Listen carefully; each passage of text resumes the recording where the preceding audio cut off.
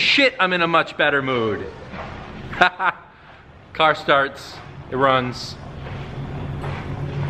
No more misfire, no more timing issues for right now, until I probably ruin it at the track. But at the moment, fighting another evil. So, my car only came with one vent here, one duct. This one's just randomly cut because I guess the person that had it before me thought, why have two when you can have one? So we got this cool little gift from Taka. These are a little N1 piece used for racing. You can see it channels the air straight into the brake caliper. So usually a car in racing like the N1s or the V-Specs would use both. The air channels through here, hits this and diverts straight that way. I don't have this, so we're using only this, but I'm probably gonna be pretty slow and not really driving as aggressively as everyone else on the track, so I'm sure I'll survive with what we've got right here. What do you think, Javi? Yeah. It's okay? It's okay. Alright guys, so the bumper is quasi-on, and I say quasi-on because there's a little bit of an explanation that's going into the wizardry that Javi is doing. You have to get the orange day. See what this is? That's called Bondo. Alright, so basically getting a bumper for one of these cars is not easy. I looked everywhere.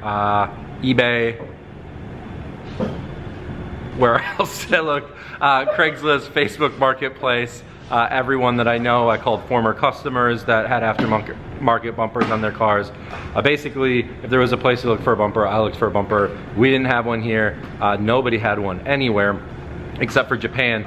And the amount of time that it was going to take to ship from Japan, which thankfully there's one on the way, it's not going to arrive here in time for ours day. But what I did find is a bumper that was off of a Skyline GTR that had been in an accident. So we had to repair that bumper even just to have a bumper. What the body shop did was used Bondo along with some other things on the back of the bumper that looked a little sketchy to kind of keep everything together where it was cracked. So on the outside looks visibly okay. The problem is the tabs that connect the bumper are gone. So what Javi's doing is drilling into the bumper so we can do like a drift style zip tie scenario. That was terrible.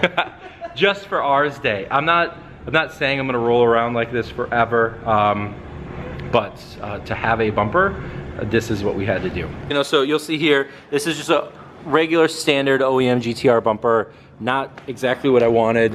What I'm getting, if we go over to Sean's car here, is the N1 style bumper. So a lot of people think that you just cut into this and you add these on a bumper that looks like this, which is what is going on my car. Now some people do that, but they do actually make and sell bumpers that have these vents already in it. The Nismo came standard with that. You look at the top secret one, which is actually the bumper that I'm getting, has them in it, and some of them don't. Like this is a GTR, doesn't have it. This is a GTR, doesn't have it. That's a GTR, doesn't have it. Built by Legends car, has it. So not all of them have the ducts. Guys, so we are doing some final things before tomorrow. Most of this right now is some track prep kind of stuff. We're doing another oil change, even though we just did one. We drove it a little bit, broke in the engine a little bit, and we're using a different weight oil. So 10W30 is what I've been using for street driving, both in the Supra and in the R32 GTR. But since we're going to the track and we're gonna be pushing the car a little bit more and it's gonna be hot, we're using a higher viscosity oil. And that is right here. My friends at Pennzoil sent this over to me. It is Pennzoil 10W60 racing oil. You cannot buy this off of the shelf yet, but it will be available soon. So we're gonna do an oil change here, flush the clean oil that we literally just did earlier this week, and put in some Pennzoil racing oil. All right guys, the transporter is 11 minutes away. It is 12:49. They're picking the car up at 1. It is crunch time. Lewis here helping me put the wheels on. Got the rear pieces on. Side skirts are secured. And just gotta tighten these down. And I think that's as good as it's gonna get. Yeah. For now. But holy shit. We made it. Let's get this off the lift out front. Procedure to pick it up. So tired. But we're making it to the track. Oh guys, it's finished.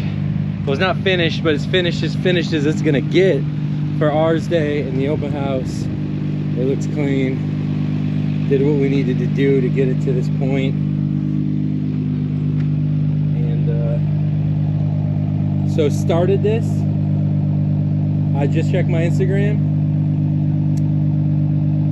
March 29th. It's April 29th. 4 weeks to the day. 4 weeks to the day. Here's the man right here. The man that made it all possible. Javier Ruiz. Hey. Started March 29th, according to my Instagram. It's April 29th right now. It is a running, driving car that actually looks pretty legit. Happy with it.